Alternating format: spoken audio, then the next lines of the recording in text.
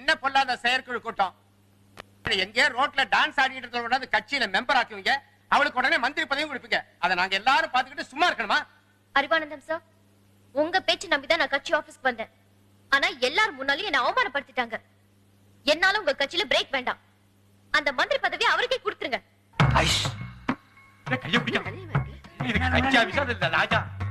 இந்த கட்சியில உறுப்பினரா சேர்த்தவனா எவன் பேச்சும் கட்டுப்பட்டு இருக்க வேண்டிய அவசியம் இல்லை. அது இல்லைங்க, நான் ஒரு பொம்பளை.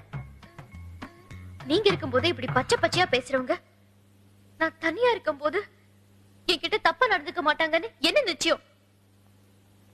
ஒண்ணு இந்த பார்ட்டில நான் இருக்கணும், இல்ல அவர் இருக்கணும். கொஞ்சம் நான் இந்த கட்சியோட பொதுச் செயலாளர். என் பேச்சு கட்டுப்பட்டு கட்சியில இருக்கிறதுனா இருங்க, இல்லைன்னா கட்சி விட்டு போங்க. நான் இந்த கட்சியில இருக்க விரும்பல. என்னைக்கு ஒரு தலைவன் மூளை நம்பாம சேர நம்பினானோ அன்னைக்கு இந்த கட்சி செத்து போச்சு. இனிமே இந்த கட்சியில இருந்து மந்திரிங்கிற பேர்ல மாமா வேலை செய்ய விரும்பல.